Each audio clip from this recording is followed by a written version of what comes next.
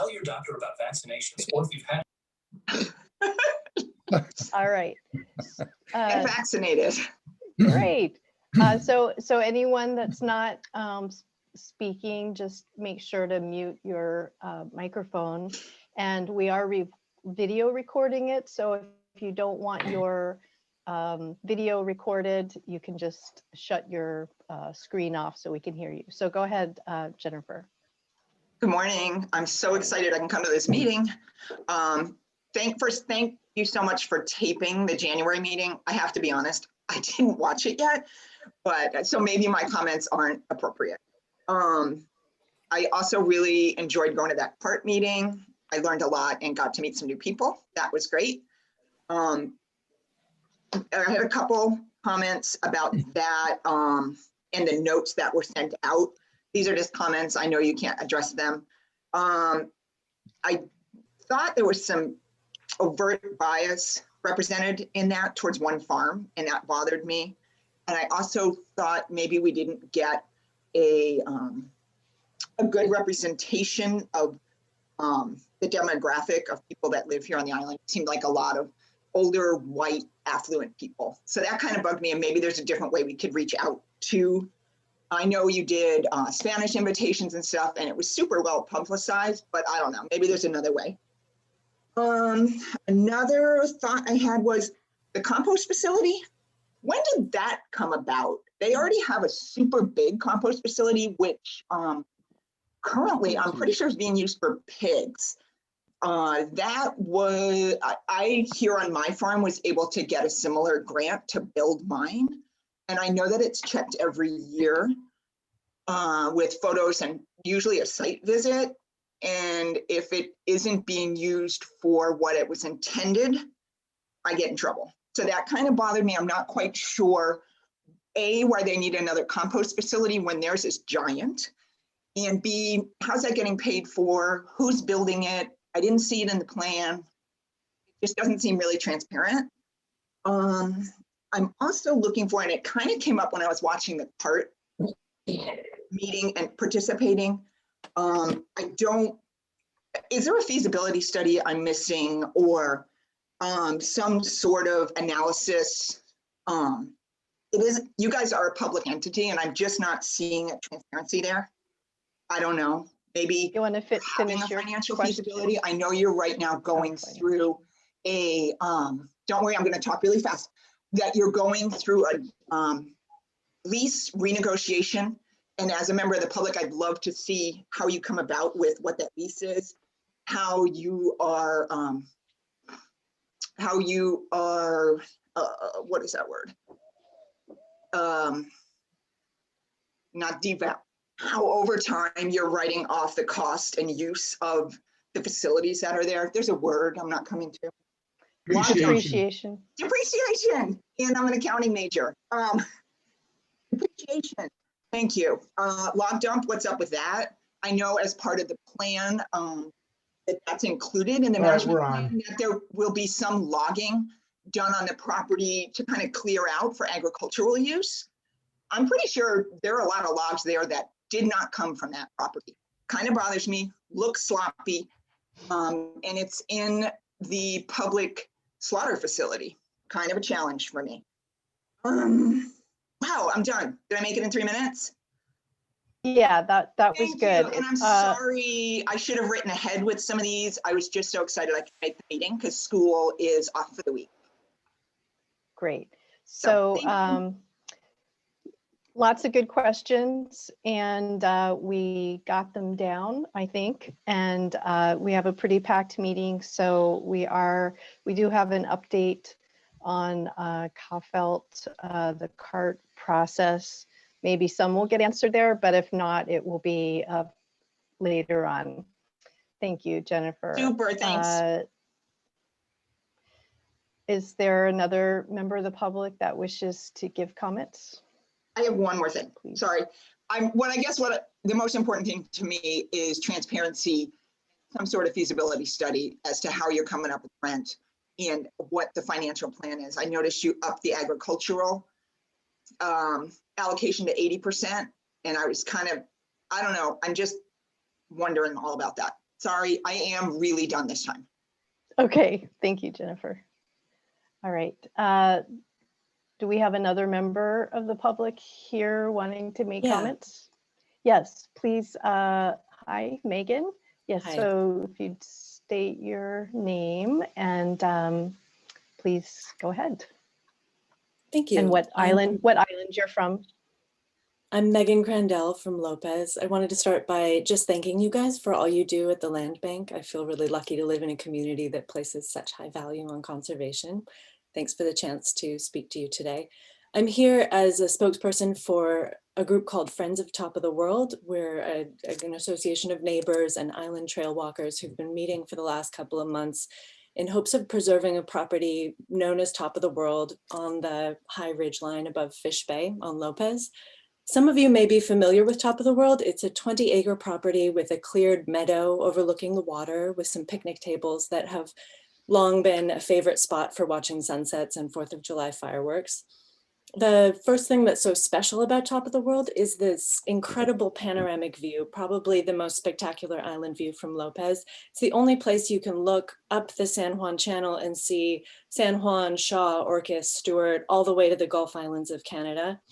And those of us who walk there regularly feel like this view gives us a much needed sense of perspective and of being part of something bigger than ourselves, which is worth more than ever in these wild times. The second reason we love Top of the World is the trail connectivity.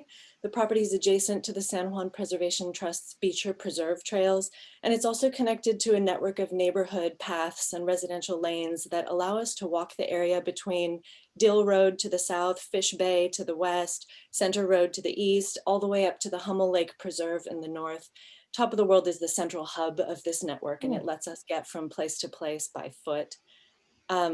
Lopez folks have been dreaming of preserving this property for many years, but this current push has been precipitated when we learned that the owners of the property had accepted an offer, which is currently in escrow.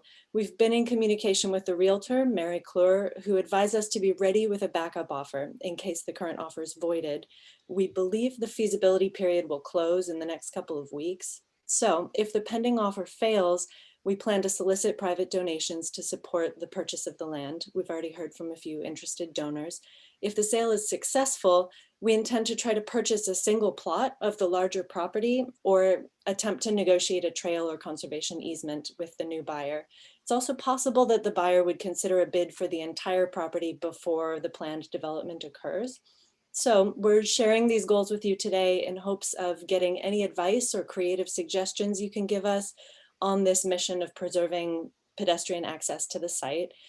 We also sent you guys a packet of information a few days ago with additional context. We've sent the same information to the San Juan Preservation Trust as well, and we've been interested to learn how you have partnered together with them on larger projects in the past.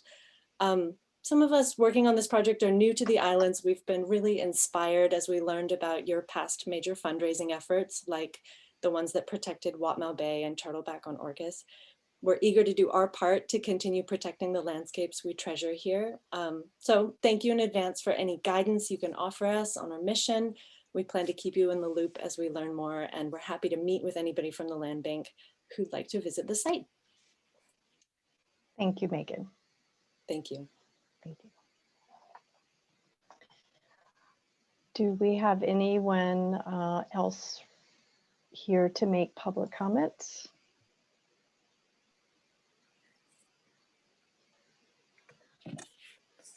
And if you would just make sure, whether it's in chat, that we have, you said that you sent a packet of information, so we know how to get in touch with you. Great. Thank you.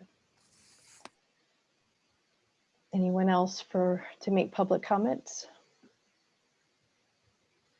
Let's see. Okay. So let's move on. If we have a late comer who wasn't able to get in, then we can reopen it up if needed. Let's go ahead and move to chair and commissioner reports, starting by welcoming a new staff member, Aaron Rock. Welcome, Aaron. Thank you, Sandy. Nice to Yes. be on board with everybody. would you like to take a minute to introduce yourself? Sure. Or Sure. sure, go ahead. I'm originally from Chicago. I moved here about 12 years ago now. It's where I met my wife, and now we have 2 children. And I'd never been to the San Juan Islands before moving out here. I came as an executive chef to take over the Friday Harbor House, and fell in love with this place and the beauty and surroundings, and grew a passion for outdoor conservation and recreation. And over that time, my career has been in and out of finance and business management and restaurant management. So I'm thankful to be able to blend the two together and become part of the land bank here. So when we have Welcome, in-person Aaron. meetings, go ahead, Jim. I was just going to Yeah. tell Aaron that if I was the first general manager of Friday Harbor House back in 1994, I opened it up for the first 4 years. Very cool. We Yeah, never a lot of, crossed paths. there's been a lot of transition. Friday Harbor House brought me here to the islands too 26 years ago. Wow. Yeah. And once you come here, it's hard to leave. That's for sure. I'll just say that Aaron's doing really well. He's got some big shoes to fill, obviously, but it's going well. Especially for being on the job for what, 3 weeks now, something like that. He's picking up a lot of stuff, so it's great. Thank you. Thank you, Aaron. Are there any commissioners that wish to give reports to the meeting?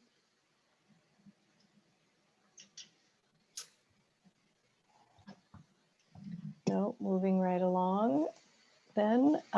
Did we have any latecomers who would like to make a public comment?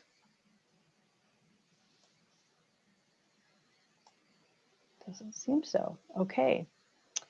Then somehow we ended up early. Let's move on to council update from Christine Minnie. Christine? Hi. Yes, Christine Minnie, San Juan County Council District 1. I'm happy to be here today. I thought I would take the opportunity to just give you a little bit of an update about the vaccine rollout, which sort of it's finding itself hitting one roadblock after another in a very unfortunate way that I think is really impactful on our county team. The good news is that we have begun over 2,000 vaccine initiations, and I do believe we're over 400 that are currently complete. I had the opportunity on a Wednesday to visit the vaccine site, and it's a machine. It's pretty impressive. Are you still there? Yes. We can hear you and see you, yes. Ironically, it went away on my screen. No explanation. But I'll keep talking. So anyway, I went and saw the site on Wednesday, and it is truly impressive. And our team is, I think, as far as county staff is concerned, but somewhere between 6 and 10 total employees. However, countywide, we have upwards of 50 volunteers, making it all very, making the machine possible.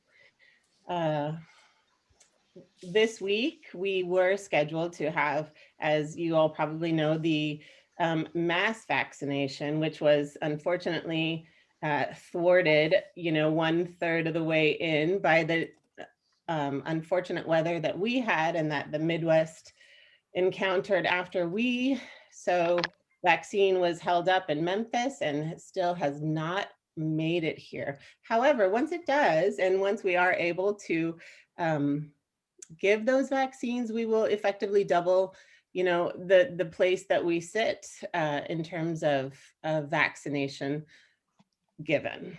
And so I just want to assure everybody that the county is working as hard as they possibly can. The team is amazing, and I am open to any questions.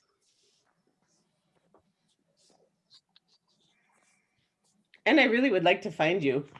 Don't know where it went. Technology. I'm looking at like an ad for Zoom. We can see you. That's great. Are It's you fine. using a Mac or a PC? I want to make you guess, but I'm a Mac girl. So upper left of your keyboard, there's a I think on the number F, on F3 key, I think you can, if you click that, it'll tell you what all the way. Whoa, exciting. You got it? See again. Anyway, that's my report for today. Thank you, Christine. Let's see, moving on to financial update. Who would be presenting that? So I'll kind of be taking this one on. Okay. I think we've got a few things, you have a few things in front of you. But starting with the memo, there are a few things to call out there. Obviously, last year, our rate was pretty phenomenal. Well over any previous year by a considerable amount. Other than that, just moving into what else do we need to talk about here? Well, it looks like the REIT is still performing. It looks like the real estate market is still fairly hot in January, unless there were just a few big sales. Yeah, we don't know that yet. But yes, that obviously having a $415,000 month in January is pretty exceptional. So things continue to roll along here. And February, I think we had the first few days of February, still things happening. So that's all good news. What else do we need to talk about here? Sorry, I'm missing a couple of, I thought I had a couple of pages that I don't. I'm gonna just ask Aaron if there's anything that he wants to call out on the two initial sheets in that in the report. Yeah, I think one of the biggest items to address or to point out is the interest rate on investments there for the LG IP. And as you see last year at 1.7, you know, we are well below that. And I think 2019 where it was, yes, 2019 it was 1.782%, and we are well below that now at 0.16%. So that's definitely something noteworthy for sure. So that's probably the biggest on the balance sheet for the conservation area fund. Revenues and expenditures. Let's see, anything that I can specifically point out. Aaron? Yes. Jim Skog here. Is there, I haven't looked at the fixed income market lately, but are there treasuries or anything that can get us above that 0.17? We've done that fairly regularly in the past. And you know, there's probably not a whole lot in the fixed income market, especially in terms of things that we can invest in, but I would imagine some treasuries, we may have to go out a little bit, but and maybe we don't want to do that, but I'm just thinking that it might be a time, if you haven't revisited that you revisit investments in some of those fixed income, low risk bond offerings. Right. I do know, I believe the last report that I saw is that we still have an inverted yield curve. So I'm not completely confident in any response regarding that because I haven't had substantial time here since starting to really dive into that. A lot of this is just, been working in tandem with Judy to assemble these sheets. And I do apologize. I'm not confident in, detailed elaboration on much of this at this point. And I can take down notes and get back to all of you post conversation and post meeting here with follow-up responses to anything you guys are needing to be addressed. Okay, I just was thinking because it doesn't look like we have any current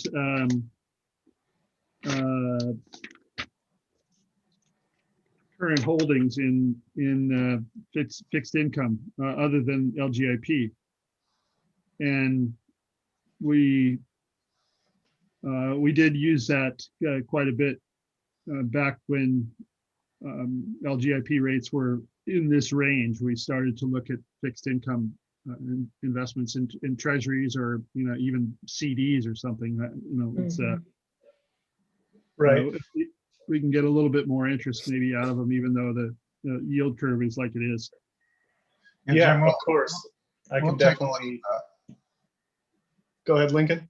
We'll take a look at that. Yeah. Hey, Lincoln, this is Mike. Hey, Mike.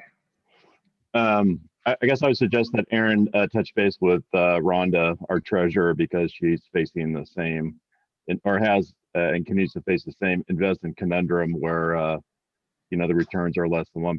But I think it may be instructive for Aaron to touch base with Rhonda and see what her current approach is to the other investments that we have. Thank you, Mike.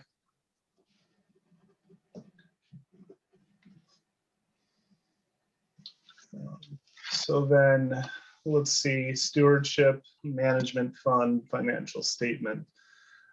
Cash and stewardship and management fund increased by 600,000. So that is fantastic. I believe also affected by the drop in interest rate. The conservation or the stewardship side is also affected by that interest rate as noted above. Revenues and expenditures, anything that popped out at me.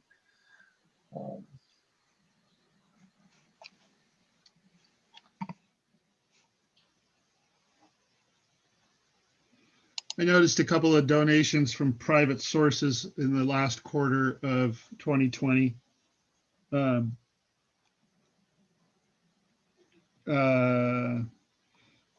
Lincoln, do you know if any of those were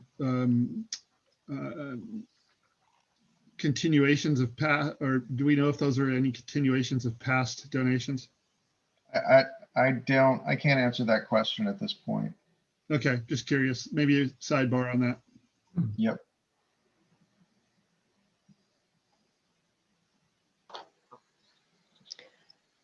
Okay, thank you, Aaron. Lincoln, are we discussing an update on the first budget amendment? Is that something that we're talking about? It's on the agenda. Well, we are going to do a budget amendment next month. We've already got a few of the items lined up, which we've kind of talked through a bit. But we're likely, pending the outcome of today's conversation, to have an acquisition to add to that budget amendment as well. So we'll be talking that through. We did have a good conversation with the subcommittee looking at the stewardship endowment. And I'll let folks chime in who are part of that conversation. But I think that the net result of it was basically that first of all, we're on a pretty good trajectory right now with everything basically looking like we'll end up with 10 million in the stewardship fund.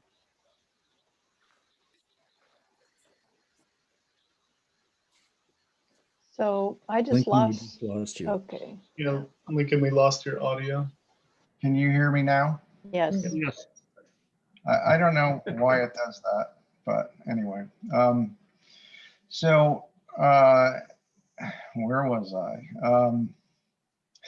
Stewardship. Yes. 10 thank you. million. This has been a great morning. So what I was going to say was that this comes back to the issue we're facing right now with our investments, where we just have such limited options. And the reality is that those options are not going to allow us to keep pace with inflation even.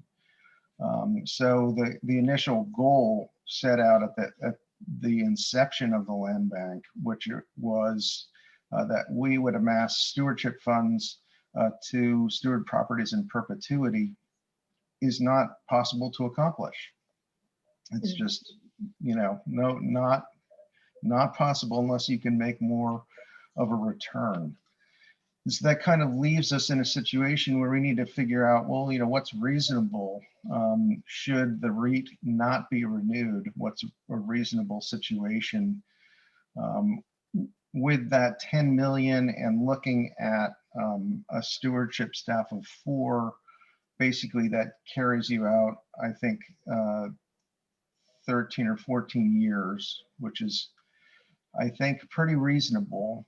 And then the other part of this too, though, is the fact that the community really wants us to do things. There are opportunities acquisition-wise that the community is very interested in seeing the land bank pursue. So it really comes down to striking a balance between how much money we put into stewardship and what we spend on acquisition. Another tool that we have used now with this Leicester acquisition, which we've now paid off, was to use stewardship funds basically as a loan to make that purchase, and then pay back the stewardship fund with at a 3% interest rate, which is far above anything we could get in the open market. So at this point, I'll let that group chime in. So Doug, Jim, or Krista, I don't know if there's something that you want to add. Yeah, this is Doug. You want to go ahead, Jim, or? I just had a question real quick. I had a question about, hang on. Sorry. Am I back? You're back. You're there. Okay. Do we have any current outstanding loans from stewardship? You mean for acquisitions? Yeah. No. Okay, because I was wondering, looking at the combined financial statements, and didn't see anything on there. So I just wanted to ask that question first and foremost. Yeah, no, Leicester was the only one and we paid that off now. Okay. Thanks. Doug, sorry. Oh, that's fine, Jim. In fact, Krista, Jim, and I met with Lincoln last Tuesday to discuss stewardship funds and how to strike a balance. And I think it was our consensus after talking with Lincoln is that we would recommend to the commission that we maintain the $500,000 a year sort of endowment to the stewardship fund. Lincoln is right. It's probably, if we are not reauthorized, it probably would be enough. We have $10 million or more just at a 1% interest rate. And that would take us out 14 years. And we think that's plenty of time. And we think it strikes a good balance, given that the interest rates are so low now. I think Lincoln's analysis is right on. And both Jim and I think over the last few years have been ones who have been strongest to maybe increase the endowment, increase the amount of stewardship. But I think we have the right balance right now. And I think it's something that every year we ought to maybe revisit at the time when we do an amendment to the budget. We could revisit it. But I personally am content with where we are right now. And I would recommend that to the commission. Yeah, I would, Jim here, I would say the same. And basically, I even in the last meeting, I think in January, if not also in December, I was suggesting we put more in due to the real estate windfall. However, the really the overwhelming reason that I came back to this notion of the balance that Doug's talking about is that our stewardship, our quote unquote stewardship endowment fund is not really an endowment fund in the traditional sense of endowment funds. Endowment funds as a philanthropic vehicle and financial position is that a true endowment fund is one where you do not touch the corpus or the what's also known as the inputs. Really, you never touch the Stopping at any islands? The principal. The principal, yeah. Sorry, you don't touch that, and you take annual distributions out of earnings, and that's just not possible really with the kind of investment possibilities, limited investment possibilities that we have. So it's not really a traditional endowment fund. It doesn't have those firewalls that traditional endowment funds have with regards to the legal language. And so we need to treat it a little bit differently. And I think that the way we've discussed it through with regards to having some balance between planning for the future and a potential sunset of the land bank ordinance and acquisitions that are making themselves available right now. And I think that I think we're on the right track, but we need just to really realize that it's not an endowment fund. I have nothing to add. What they said, really. Only maybe a point of clarification from Doug when he said 14 years is enough. It isn't enough to maintain the properties in perpetuity, but if we are not reapproved, 14 years gives us some time to figure out what the plan B is, and ample time for a couple more runs at renewal, etc. But that's a comfortable kind of cushion to give the county and everyone some time to figure out if we're not going to have a land bank or a REIT, that what's our next plan. Thank you, Krista.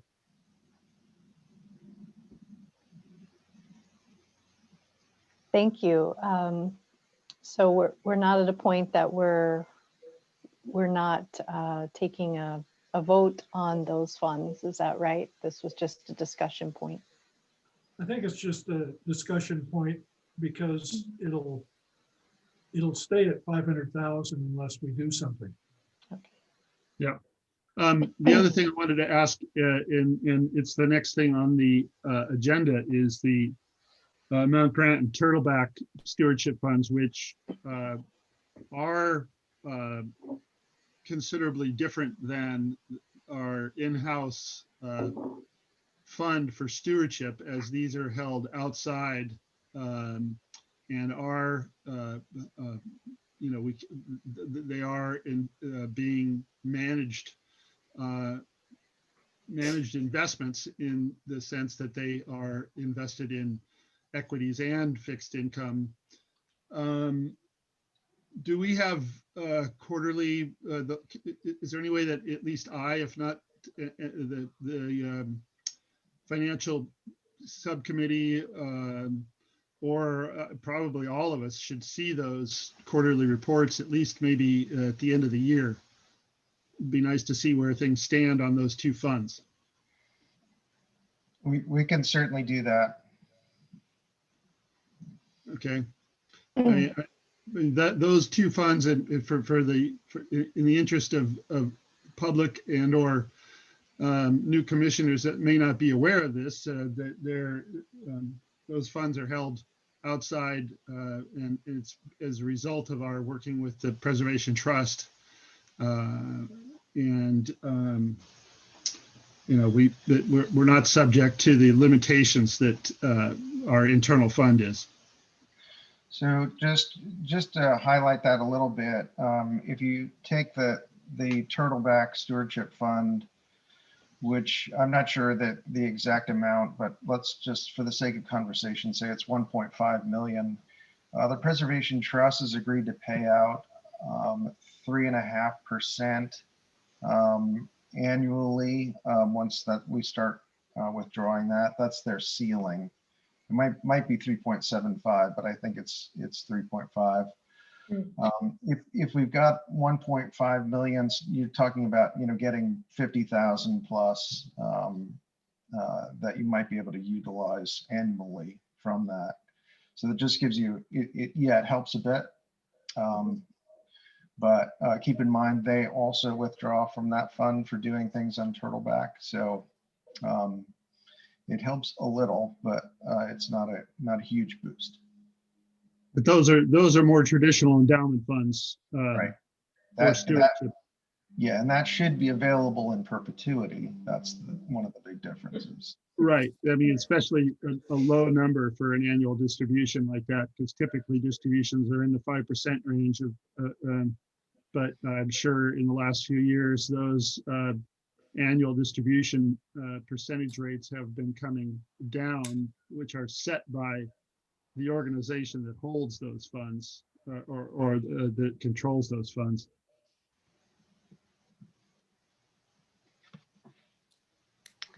So we'll be bringing a budget amendment back to you next month with a variety of things on it. We'll get you a draft before the meeting, and then we can have that discussion at next month's meeting.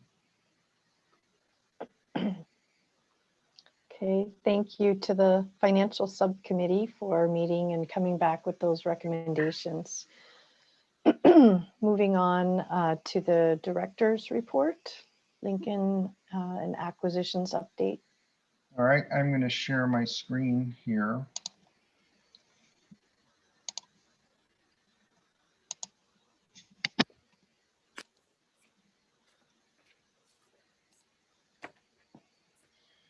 So I just wanted to give you the rundown of things that have happened and things that are in the works now. You'll note I continue on my mission to insert the word conservation into the land bank name. We'll have more discussions about that, I'm sure, as the year progresses, but I just want to keep that idea alive for now. So first up, the Davis Bay Farm property. You're all well acquainted with this property on Lopez. And we closed on the property probably, it was just before the end of the year, I think. or actually, no, that's not true. That's this one took a long time to actually come through the door. At any rate, it's closed now. So we do own this 24 acres. It's a new preserve. We can think about what it might be called. I think Richardson Marsh is probably an appropriate name for it. But that one is done. And you can see that larger project area in this slide that the Preservation Trust has for the marsh as a whole. Most of that is now in conservation easement. There's an exception for this area here that's not yet been protected, but the rest of it is in conservation easement. So that's one to close the books on, at least from an acquisition standpoint, and toss it over to Amanda's side of things. We're working to close this one too, which you're also well acquainted with, the Lopez Hill Preserve Edition. So this is actually, the slide's wrong in that it's 75 acres and not 70. And we adjusted the budget amount request. That's not been officially done. I just want to note that it will appear in the next budget amendment. That's one of the things we need to do. So, but the commission agreed to move that from 630 to 720,000. Once we close this property, the Preservation Trust will purchase a conservation easement for 50% of that in 2022. So that one's progressing. I am expecting to get it closed actually in advance of the next meeting. So we're a little bit out in front of the budget process. But I think it's important to get this one done. Okay, next up, the Barker Connector parcel, also something you've heard a lot about, and I had hoped to have this one closed. This is a donation. You can see here, I had to use Google Earth because it's a little bit more, the aerials are a little bit more up to date than Polaris. So for example, the baseball field is constructed in this aerial, and not in Polaris yet. We'll have to wait for the next round. But this is the connecting parcel between Lindy Community Park and Beaverton Marsh Preserve. So I just wanted to show you this outline of it. That's a very preliminary concept for a trail to an overlook spot. And the way this fits into the rest of the preserve is something like that, that this is phase one. You can see it comes out here to this hill overlooking the marsh. And then the next phase would be expanding that. This is whatever we are able to construct across the marsh. And this is the rest of the preserve. So basically it's 3 miles of trail with potentially some bird viewing blinds, some other access points here at Halverson and also Roach Harbor Road. So this is going to be a fantastic project, but one that is going to really take some doing. It's going to be very, very hard work to get to this point and take a number of years. So just I wanted to give you a taste of that. Lincoln? Yeah. Yes, Jim? On the first slide where this is Barker Connector parcel and it has those yellow lines, what are those? Sorry, I drew those just because I wanted to be clear on that particular lot, which is owned by Homes for Islanders. It's not currently constructed. They're using it as a repository for construction materials, and it's quite steep. So I'm not sure what's happening with it. It's not really important.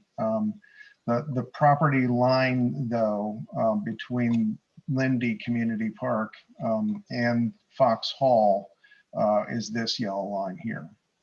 So okay. one of the questions we will have, since we're moving the trail kind of more to the middle of this property, we probably will discourage social trails coming from Fox Hall, both for our management making management easier, but also really wanting to limit any potential for people coming from the trail going onto their private property.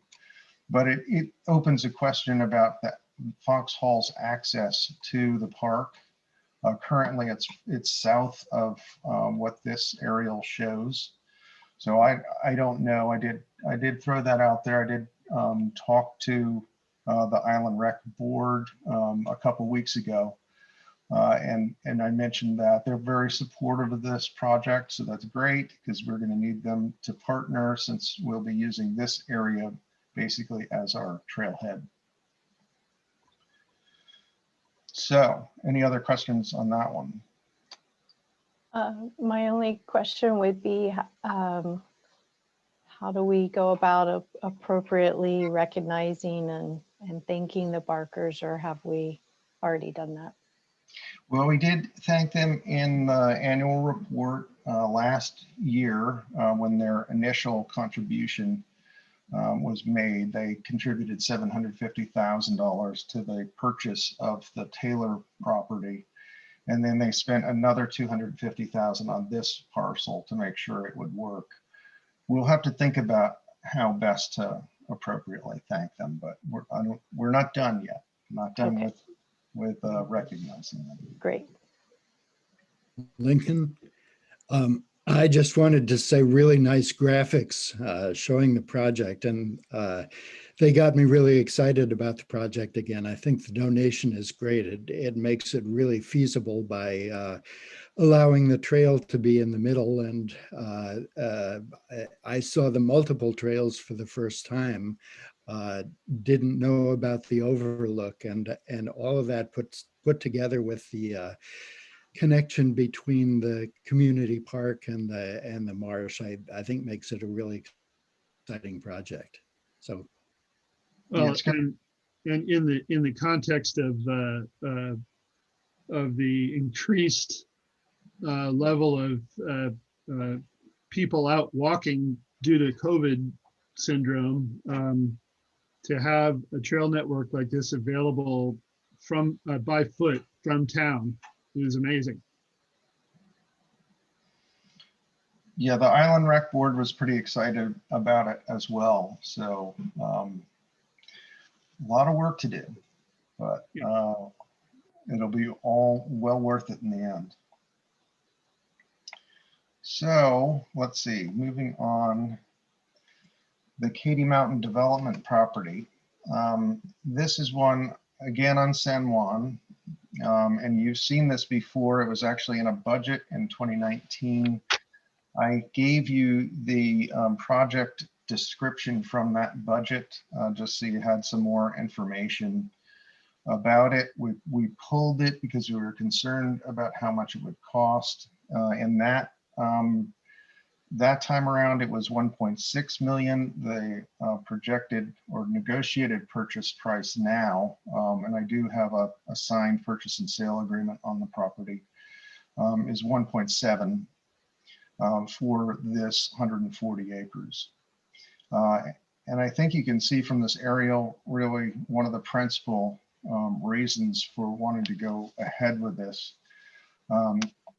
Maintaining this connection between Katy Mountain, or potential connection between Katy Mountain and English Camp, is really a pretty critical thing, both ecologically to maintain that connection and the potential to maybe do some more conservation through here, but also the human connection, the ability to connect essentially a trail from Roach Harbor coming down through here, Mitchell Hill, and across to Katy Mountain to Three Corner Lake Road.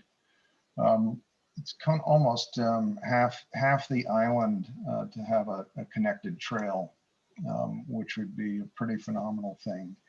We know we can get a trail easement through the Roach Harbor investment property. Currently, this property holds an access easement through there, which I'm sure they'd be happy to convert from being an access easement for development to something for maintenance and then a trail easement connection through here. So that's kind of our next step, and we'll be talking to them in our due diligence period if we're moving forward with this. Well, do we want to mention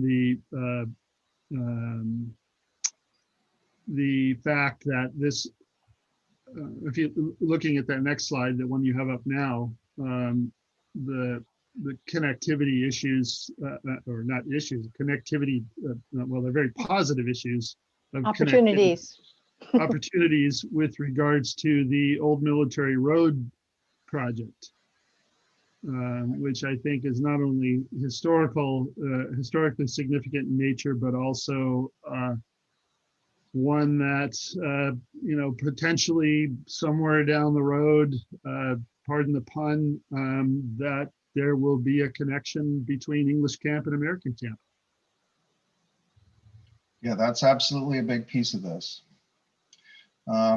So I just wanted to highlight the ecological part of it graphically here. You can see that upper right-hand corner is pulled from the Nature Conservancy's climate change resilience studies. And these areas in the western part of San Juan really are the critical places. And so the Katy Mountain Development properties here, and you can see the potential connection to some of our other properties. All of these yellow outlines here are properties that are for sale. This one unfortunately did sell, so we missed that one. Fortunately, there could only be 2 units on those 80 acres, but that was a bit of a shock for that one to actually sell. But at any rate, we have opportunities through this whole corridor area, so it's a really good one. Well, I think the fact that that we are looking at these climate change resilience areas identified by other entities definitely fit into our desire to put just about everything we do going forward in the lens, so to speak, of climate change, looking through the lens of climate change. I think I'm going to reiterate the point I made at the last meeting about the fact that I think we need to use that as sort of our main frame for looking at all projects going forward. So I just wanted to share a few photos. This one's actually right on the western boundary of the property, looking out to the west. So you're looking across the Harrow Strait here, past Henry Island. And Tom Small took these photos. Wintertime, so pretty stunning vista there, viewpoint. And that just gives you some idea, again, of the location of it, the terrain. These are some other shots, just the diversity here with some cedar forests, open meadow, bald areas, wetland areas, a lot of madrona and mature Douglas fir on the property as well. So all of this, just, a huge diversity of habitat. It's a large area and connected to our existing conserved area, and also gives us the opportunity to connect over to Mitchell Hill, as I mentioned. We also have, I think that's my last, yeah. We also have, I think we're up to 45 letters of support for the project, which I forwarded all to you. I'm sure you've had a chance to read through them all, but it does give you a clear indication. A lot of those folks are trails people, but a clear indication that people are watching this property, that they've been thinking about it for a long time, and that it's definitely important for the community. Yeah, we haven't had a project like this for a little while where we had so much input, written input. Yeah, and I think that's just important to go out to the community a little bit and solicit how they feel about a project. This is certainly one where we've got a lot of good feeling going into it. So we are we are under contract. Do we need to? Does the commission need to do anything at this point? No, the contract is dependent on commission putting the project into a budget, which is what we'll talk about next month. But what I'm looking for from you all today is just permission to proceed and to bring it back to you as part of a budget amendment. Lincoln, could you go back to the, I guess, the first slide, the overview slide, please? That one? That one. I wanted to ask about I wasn't clear about the trail connections. So there's a potential trail connection, I guess, to English Camp and also to Roche Harbor properties. Are there two or is there one? So Roche Harbor has a trail network already. It's not officially protected, so we've got a kind of a squishy thing to work with here. This is this is Briggs Lake, which is the lake that is Roche Harbor's drinking water. So what I've drawn here basically is the kind of outline of the watershed, which provides de facto protection for that part of their property. But this other part is not really in the watershed, and it's unclear what their intentions are. In any case, there are trails which go through here. There are already trails that actually connect into this property that some of the mountain bikers have created. So there's a great opportunity for a connection here to Three Corner Lake Road, which will be our principal access to Katy Mountain once we open that to the public, and then up through here and across to Mitchell Hill. Once you reach Mitchell Hill, the trail system here does come up all the way to Roche Harbor Road and West Valley Road, that junction, and then it goes across, and there's a trail that goes all the way to Roche Harbor on their property. So the full outline of Roche Harbor investment property is what? It's this dotted line. Okay. So follow that around and then all the way up. That's I've been up there with Will Hamilton and maybe it was So Stanford. Lincoln, I understand it's a direct connection to England. Your audio is messed up, Brian.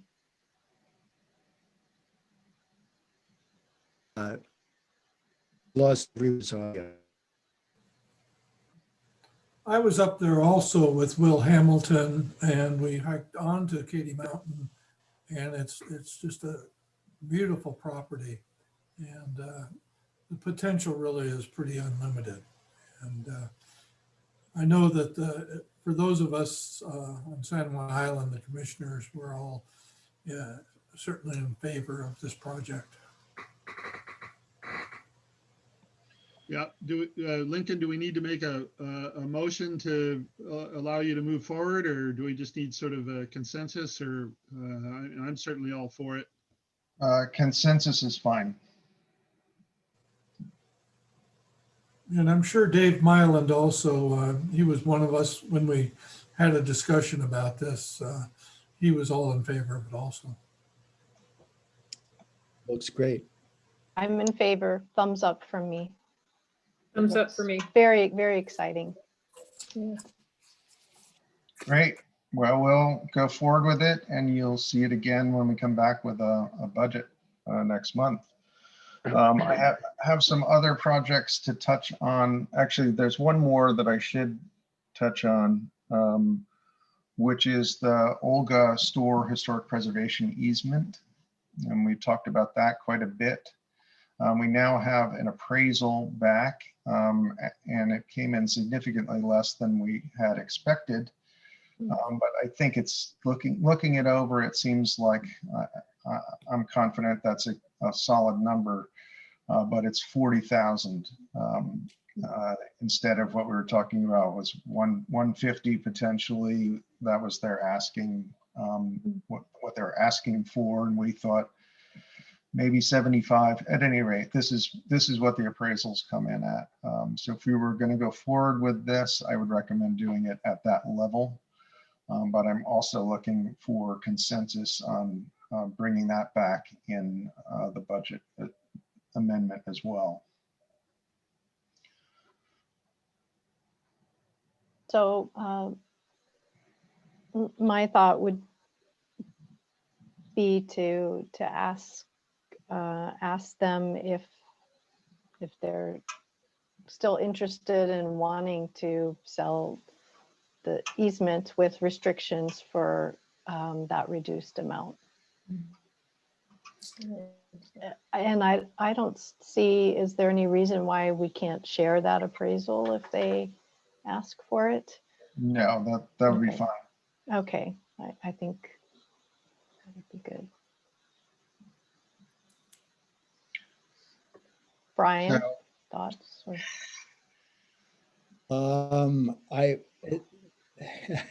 I pointed out in an email to Lincoln update on the store that they have gotten historic landmark status for the store. I understand that's not the same thing as an easement, and they are well into construction. So the question about the limitations of the historic preservation easement is a good question, I think. I'm of kind of mixed feelings about it at this stage of the game, but I think I would defer to Sandy's recommendation. So sorry, I was going to say, I would go back to what does the community want? I mean, these are funds that we're spending on behalf of the community, and they have done a heck of a job in organizing and fundraising, and they came to us and asked for it, and it's within our mandate. But we're prohibited, I believe, from purchasing anything above appraised value. So I would put it back in their court. That would be my feeling. Put it back in their court. And if they are still interested, I think 40,000 is fine to contribute to the community's endeavor there. That's just my personal thought. So we can go back to them and discuss it, make sure they're still interested. We also have an issue with the new railing and front piece they added there, which we'd have to. Oh, we already have an issue. Yeah, already have an issue. Okay. But I think Aaron Halcomb has probably had the last conversation with them. I believe that's not, that they're willing to correct that. Is that right, Aaron? So we can go back and talk to them, make sure they're still interested, put it in a budget, and then bring it back to you all next month, if that makes sense. Do you want a consensus from us now in terms of if it's 40,000? I'm fine with that. Me too. Me too. Great. Great. So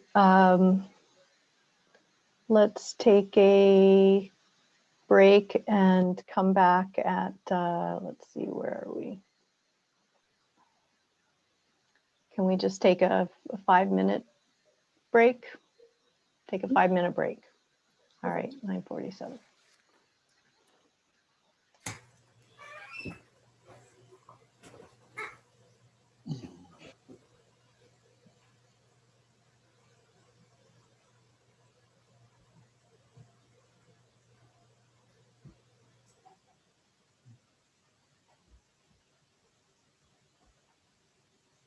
Download the agenda and the stewardship reports.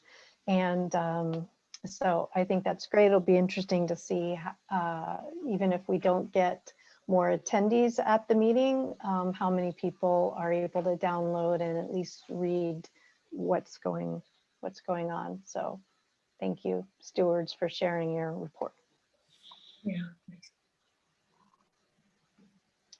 Okay, so we are ahead of schedule here by about 15 minutes. And so we'll go ahead, and if there isn't anything else that needs discussed on this, we'll go ahead and go into executive session. Is that right? Sandy, can I Yes. just suggest that since we had some issues at the beginning of the meeting, there may be people who wanted to make Public comments? Sure. and we also might want to just talk about future agenda items before we go into executive session, so we get that out of the way. Out of the way. Okay. All right. So starting looking for, is there any other member of the public who wishes to make a comment or a question who wasn't able to earlier, wasn't available earlier? Oh, come on, David Dellendorf. I know you want to say something.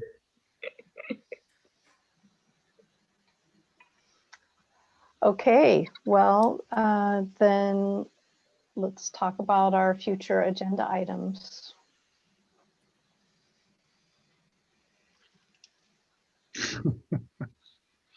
We had some. Oh, that's from the last one.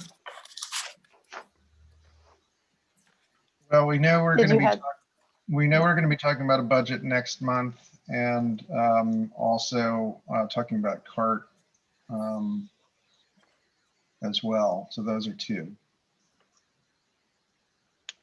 So Lincoln, when the amended budget comes back next month, the one that you sent an Excel spreadsheet that had multiple tabs on it.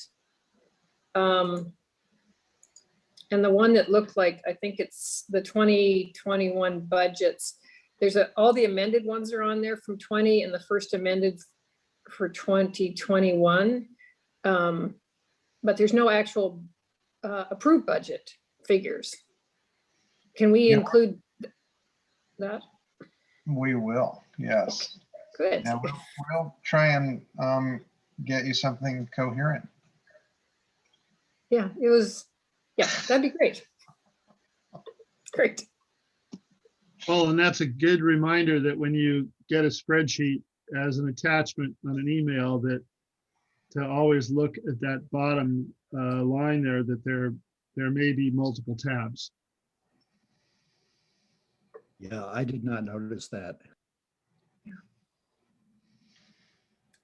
Yeah, It's just for those spreadsheet cognizant people that know about those tabs, that there can be multiple pages involved.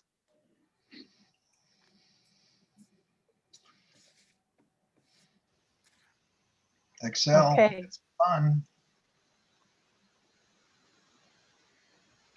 All right, well, we may come up with other things, but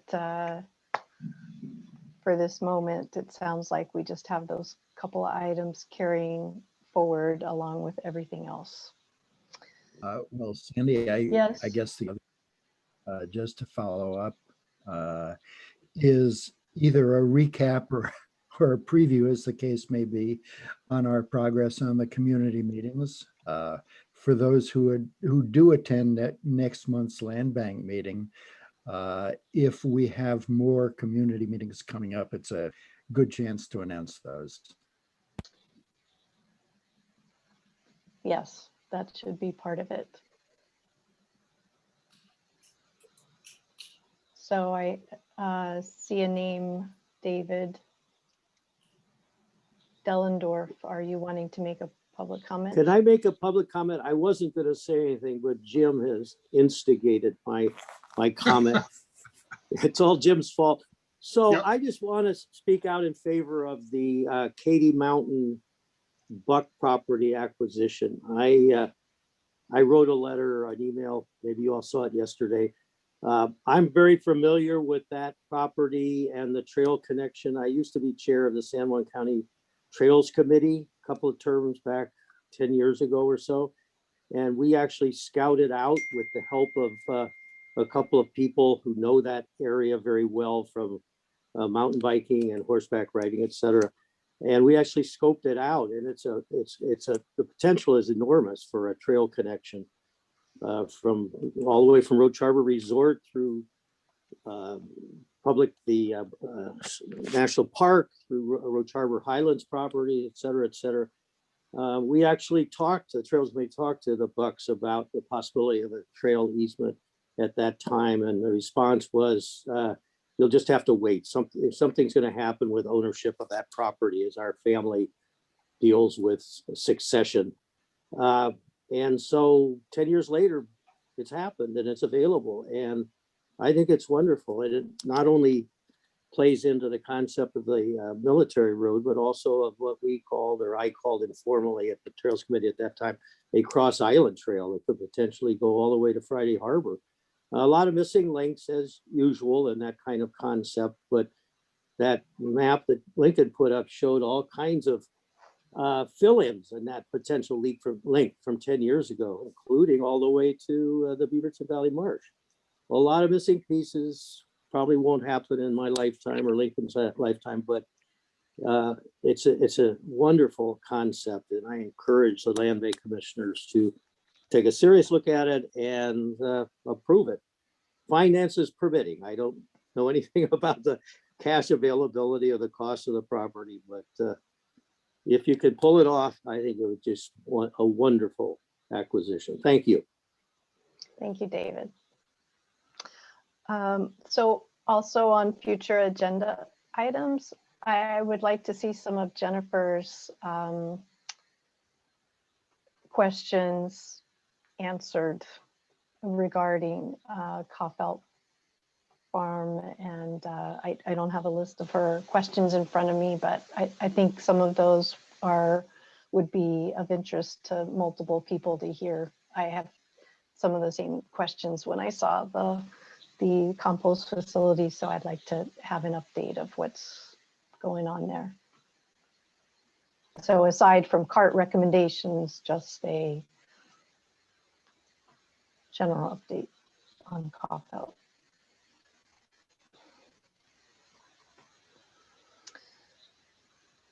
Okay, so with that, let's go into executive session. Is that right? Anything Andy, else can I make a to comment be real added? quick?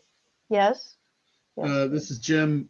Just to sort of respond to David Dellendorf and anybody else that might be listening with regards to their letters to us about the Buck property. If you missed the part of the meeting where we all feel positive about it and have instructed Lincoln to move forward, there's a few hurdles, but we hope to have it in our budget revision or amended budget for next month's meeting approval. Correct? Isn't that correct, Lincoln? Yes. Okay, thanks. Just wanted to close that loop for those folks. yes, thank you, Jim. And also the important thing is that we are already under contract on it, so it's not slipping away from us. Nope.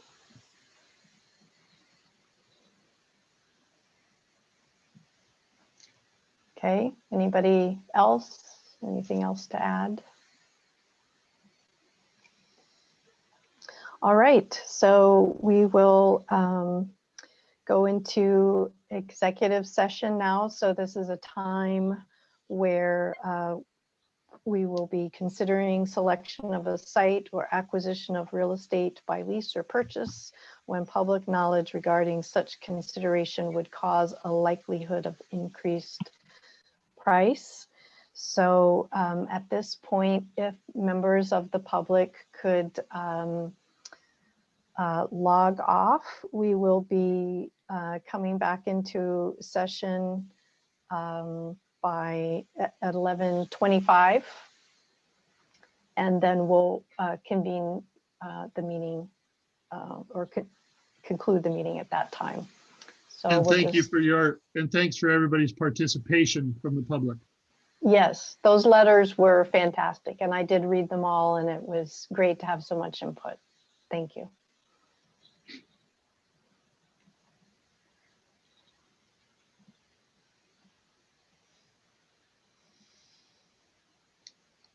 We're watching you drop off on the screen here. Let's see.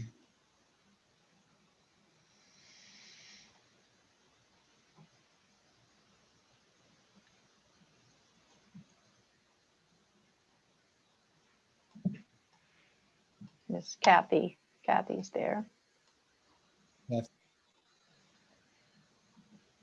Kathy Morris, can we ask you to drop off? We're going into executive session.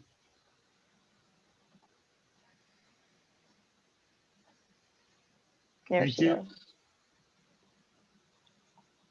All right.